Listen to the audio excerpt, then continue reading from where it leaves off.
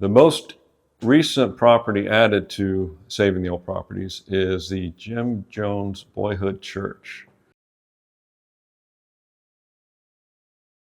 He attended from the age of 2 to 16 in Lynn, Indiana. When he moved to Lynn from just a little settlement outside of Lynn called Crete, his father wasn't in very good health. He fought in World War I and was gassed.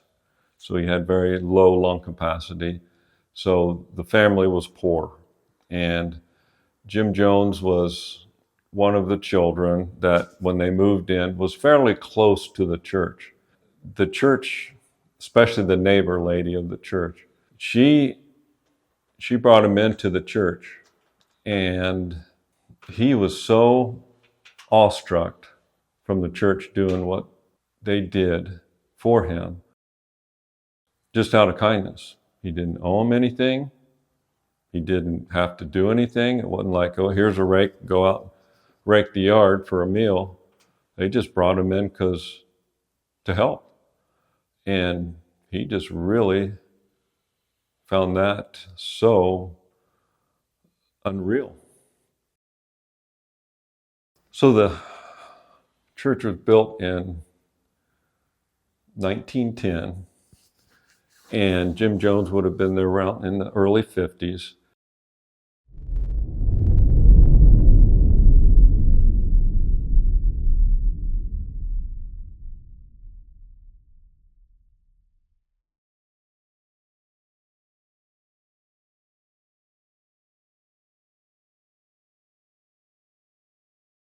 Now, Jim Jones, unfortunately, was known for being a cult leader later in life.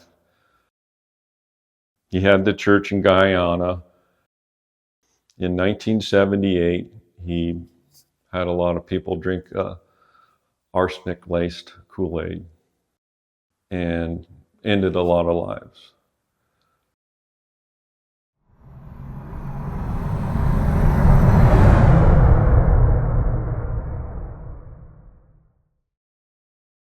That's what, unfortunately, he's best known for.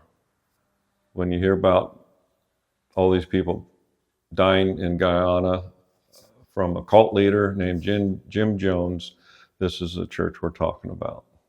The Jim Jones story is a really complicated one. If you just look at the last 2 years of his life, you'd think the man was a monster, and he rightfully is judged that way. However, before that, there was a lot of period during his life that he actually spent helping people. And he was a leading civil rights leader. Some people suggest that that was just a con in order for him to gain power. Others suggest he was sincere about it. But regardless of which side you're on, the fact is he did a lot of things to help desegregate 1950s and 1960s America. So from the age of 2, he grew up in the church, and he felt the love of the church. He took the Bible as word for word, and he would start preaching out in the streets at the age of 5. Find him on the corners preaching. I don't know if he was reading out of the book yet or not, but and then if he found like a dead bird, he'd make his friends, they said, go do a funeral for the bird or a cat, and so he was really absorbed into the church and taking the word of the Bible word for word. He was a fundamentalist, and as he grew up later, that's what people didn't like about him.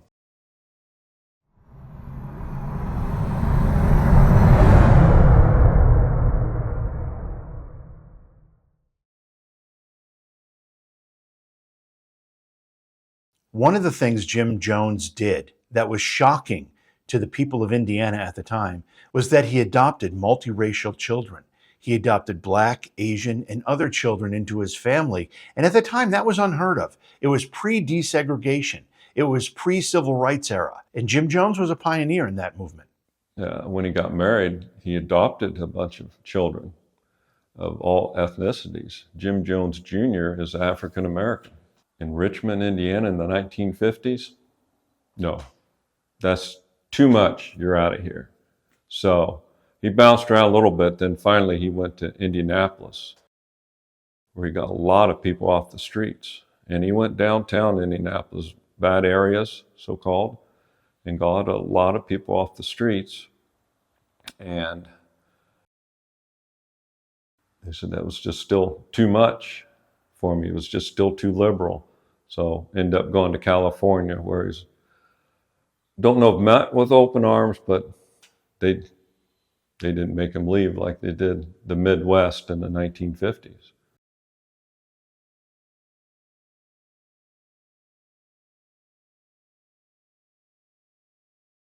But he had several. I think he had a Korean maybe child, and so just different ethnicities. Just, and he finally had one of his own. So out of all the children, one was actually his. I know Jim Jones Jr. is still alive, and as well as one of his other sons. They were playing basketball at the time when they drank the Kool-Aid in Guyana. He was bringing people off the streets. He was doing all these godly things, and he just couldn't keep up. He just said, there's not enough hours in the day. I'm going to start taking uppers to one of his fellows. He said, I know I'm going to get hooked on these, but what he didn't realize was the paranoia that came from the uppers. And that was the start of his downfall. But I just remember in one of the interviews we saw, he was talking to a person here. And he says, now come down to our socialist camp. And so it was socialism that he really embraced. There's no secret about it. Jim Jones was a communist. He talks about it. One of the reasons he left the United States to build his community in Guyana in South America was that he wanted to establish a communist society. And he did so. That's what Jonestown was about. And like any communist society, it turned into an authoritarian rule. He ruled with an iron fist in Jonestown, despite the fact that his demeanor may have suggested otherwise. And that's not so unfamiliar to us either. Even if we were Judeo-Christian, if we weren't communists. When you went to his place in Guyana, you gave all your worldly money and everything you had to the church, but his shelves were full. We saved the church in Lynn because the history. Well, built in 1910, all the beautiful craftsmanship in it as well, but then the history, of course, where Jim Jones, his mind was formed there. So the history of the church is probably the biggest reason, but luckily it's an older one as well, so all played a role in us getting the place. I think it quit being a church in 2021. The Zion Church built a new place, and they kept this one around for the Spanish-speaking people. But it does have 3 floors, a small attic, and a full basement and a full main floor. So it's pretty spacious once you get in there, and it's all set to go. I mean, you walk in there and think it's going to be a dumpy old church. No, it looks like it's ready to go. In fact, I think they said, see you next Sunday, and next Sunday didn't come because all the books were where they're supposed to be. There was nothing out of place when we bought it, except it was just sitting empty for 2 years. We haven't changed a thing. People can come down, and if they want to do an event or open it up for marriages as well. Who knows? City meetings, funerals, whatever it used to do in the past, we'll just let it continue doing. Ghost hunting, I know, in a church, but we made sure it was desanctioned. We didn't want to be ghost hunting in a sanctioned church. So, but we wanted to see what it had to say, the church. I mean, this is where Jim Jones' brain was molded, and we've already had one group come through, and I don't know if you've seen the picture yet, but caught an image of Jim Jones as a kid in there. Really? Yes. Yes. It was like, yeah, that's him.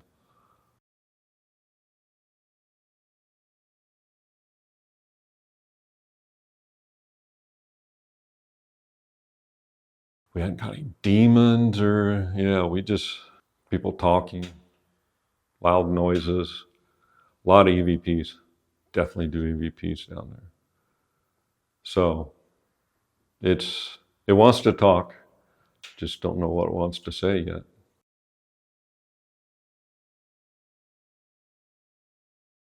Desanctioning a church, yeah, I think it would. I think it would help. Anything else been wanting to get in there and say something? Yeah. I think if it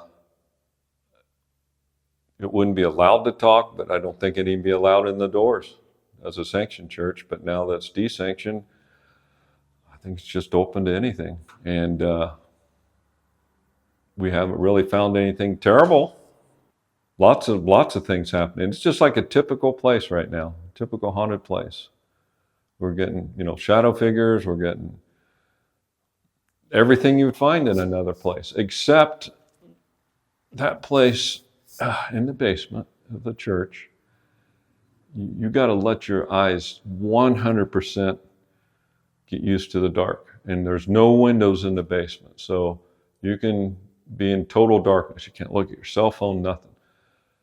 After about 5 minutes, you'll start seeing little blue flashes coming off the floor. Beautiful light blue flashes coming up off the floor. Don't know what it has to do with concrete. We don't see them anyplace else, but power, energy, it's all energy. I know it sounds odd, but in the basement and just a huge boom, we could even see the rafters shaking a little bit, violent, just vibrating, loud, really loud. So we go running up to the main floor. There was a guy in the attic, heard a loud boom coming down below. He said he could feel the floor rattling. And there was 2 people on the main floor said, we didn't hear anything. That's happened many times now. So I have no idea what that could be. If you talk about a ghost, oh yeah, he came up and said this, and it made sense, I wouldn't believe you. Ghosts are just so unique, and it just happens so quick that you don't have time. You catch it, nope, gone. Seems like when you turn your cameras on, gone. If he's there and he wants to talk, hopefully, but hopefully don't just say, well, you did this, you did that, all negative. Just try to say, hey, we heard of all the good you did. Tell us more. Hopefully people will think in that way, because we've had several groups bring great Kool-Aid with them. Oh. Yeah, I thought for what we want to do, that's not the right direction. We were down there showing videos, projecting on the wall. I got a projector if you want to do it, but projecting his videos on the wall, some of his sermons, his speeches. And I think it's about a 40-minute speech. The last 10 minutes, we were all sitting there going, just watching the charisma. Yeah. Yeah. I think at that point he really cared. I mean, you could tell at that point it wasn't all about him. Even the throne he sat on down in Guyana was just a beat up chair, if you look at it. He didn't have Cadillacs, big homes. I think he believed to the day he died, but unfortunately it was just the wrong way to go about it. I don't know if he said we'll all meet up in heaven. I've never heard that.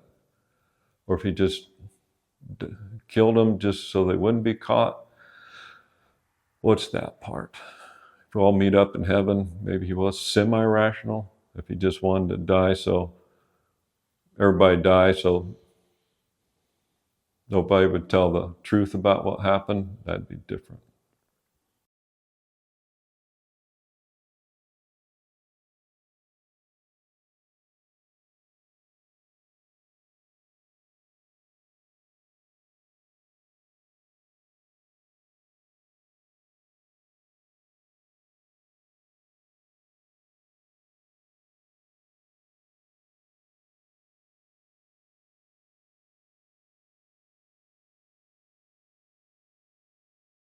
but he's only known for the last couple of years.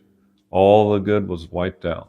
The story of the final days of Jonestown is not only very tragic, but it's also very curious. Here you have a community in South America where many of the members came from the San Francisco area in the United States. A lot of the family members of those Jonestown residents became concerned. They would get strange letters from some of their family members, or no letters at all. And they talked about it significantly, to the point where one US Congressman, a representative from the San Francisco area, Leo Ryan, decided that he would investigate the issue. And he flew down to Jonestown. Now, he was held off for several days. Jim Jones wouldn't let him enter the compound. I'm Congressman Ryan. You're Corporal Rutter. Corporal Rutter. How are you, Corporal? We're glad to meet you. And we're here. I'm from the United States government. We're here to inquire into the health and the welfare of American citizens who are here. We have no intention of violating any of your laws or the laws of this area or the rules of private property and the rest. We simply would like to have a chance to talk with a good many men and women who are from the area in California, there's the San Francisco Bay Area, who have expressed an interest in people who are here. And that's our only intention to come. Until finally he relented. And Leo Ryan spent a day walking around Jonestown talking to some of the residents. At first, it seemed like most of them were happy. I'm very glad to be here. This is a congressional inquiry, and I think that all of you know that I'm here to find out more about questions that have been raised about your operation here. And I can tell you right now that from the few conversations I've had with some of the folks here already this evening, that whatever the comments are, there are some people here who believe that this is the best thing that ever happened in their whole life.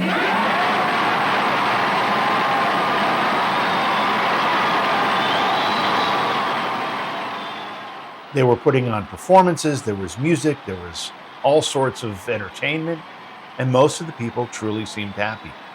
Leo Ryan was almost convinced that the reports were wrong. Then, one of the Jonestown residents had slipped a note to one of the reporters that accompanied the congressman to Guyana. That note basically said, "We're being held here against our will. I want to leave, but I'm afraid." There's only one thing to be explored, and that's this question of a lot to be explored. Well, for us, the thing of fear. Well, this is a good example. Last night, someone came and passed me this note. Well, that's who we're talking about. He wants to leave his son here. If Jonestown says about that's why he won't leave his son here. After that note was passed to the reporter and then brought to the attention of the congressman, things changed in Jonestown. Several other people came forward and said they too wanted to leave. Congressman Ryan wasn't willing to just walk away and then send another delegation to retrieve these people. He felt he needed to bring them all at that time or their lives would be in danger. And he was probably right. So his departure plans changed because the plane that he flew in on would not accommodate all the other people that wanted to leave. So he had to get a second plane to accommodate those folks. While all this was happening and the departure was being delayed, Jim Jones gave some orders to his henchmen. He basically said the congressman could not get out alive. If you listen to this audio, this is Jim Jones talking about what's about to happen as though he doesn't really know and as though he's not really responsible to his congregation. Not only are there those who have left and committed the betrayal of the century, some have stolen children from others and they're in pursuit right now to kill them because they stole their children. And we are sitting here waiting on a powder keg. To sit here and wait for the catastrophe that's going to happen on that airplane, it's going to be a catastrophe. Almost happened here. Almost happened. The congressman was nearly killed here. But you can't steal people's children. You can't take off with people's children without expecting a violent reaction. What's going to happen here in a matter of a few minutes is that one of those people on that plane is going to shoot the pilot. I know that. I didn't plan it, but I know it's going to happen. They're going to shoot that pilot, and down comes that plane into the jungle. And we had better not have any of our children left when it's over, because they'll parachute in here on us. He called them all to the central pavilion with the intention of making them drink cyanide-laced Kool-Aid. It was actually Flavor-Aid, not Kool-Aid, but that's where the expression drink the Kool-Aid comes from. Listen to Jones in his own words. If we can't live in peace, then let's die in peace. So my opinion is that we be kind to children and be kind to seniors and take the portion like they used to take in ancient Greece and step over quietly, because we are not committing. It's a revolutionary act. I will take your call. We will put it to the Russians, and I can tell you the answer now because I'm a prophet. Call the Russians and tell them, see if they'll take us. I said I'm afraid to die. I don't think no you are. means. I don't think you are. But I look at our babies and I think they deserve to live. I agree. You know? But also they deserve, what's more, they deserve peace. Please get us some medication. It's simple. There's no convulsions with it. It's just simple. Just please get it. Before it's too late, the GDF will be here. I tell you, get moving, get moving, get moving. Please, can we hasten? Can we hasten with that medication? You don't know what you've done. You got to move. Are you going to get that medication here? You got to move. Marston, is about 40 minutes. You have to move, and the people that are standing there in the aisle go stay in the radio room yard, but everybody get behind the table and back this way, okay? There's nothing to worry about. Everybody keep calm and try and keep your children calm. And the older children can help love the little children and reassure them. Children aren't crying from pain. It's just a little bitter tasting, but they're not crying out of any pain. It's hard. Only at first. Only at first is it hard. It's hard only at first. Living, you're looking at death. It only looks. Living is much, much more difficult. Please, for God's sakes, let's get on with it. We've lived as no other people have lived and loved. We've had as much of this world as you're going to get. Let's just be done with it. Let's be done with the agony of it. The tragedy of this 45 minutes as it played out is unreal. Jones talks to the adults, telling them to give the poison to the children first.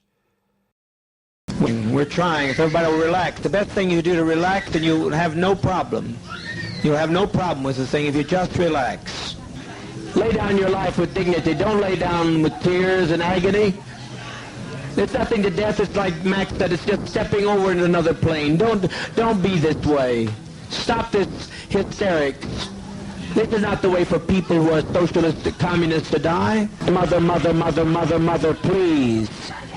Mother, please, please, please, don't do this, don't do this.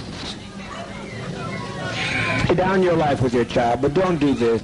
Children, it will not hurt if you'll be quiet, if you'll be quiet. I tell you, I don't care how many screams you hear, I don't care how many anguished cries. Death is a million times preferable to 10 more days of this life. If you'll quit telling them they're dying, if you adults would stop some of this nonsense, adults, I call on you to stop this nonsense. I call on you to quit exciting your children when all they're doing is going to quiet rest. I call on you to stop this now. If you have any respect at all, are we black, proud, and socialist, or what are we? Now stop this nonsense. Don't carry this on anymore. You're exciting your children. Hurry. The seniors out here that I'm concerned about. Hurry. I don't want to leave my seniors to this mess. Quickly. Talking to them, all they're doing is taking a drink to go to sleep. That's what death is, sleep. He doesn't want to tell me. All he's doing, if they will tell him, assure these children. Can some people assure these children of the relaxation of stepping over to the next plane? As the tape goes on and the events unfold in real time, you actually hear the crowd becoming more and more silent as many of the members are dying. With that, with the green tea in, please. Bring it here so the adults can begin. The conditions of an inhumane world.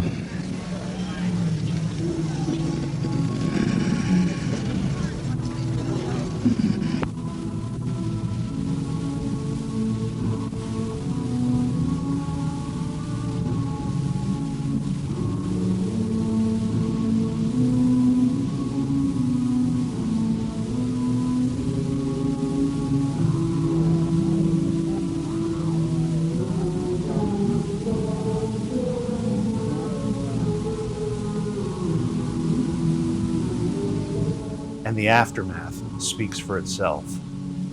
As a child, I remember seeing those images on TV news, and it haunts me to this day.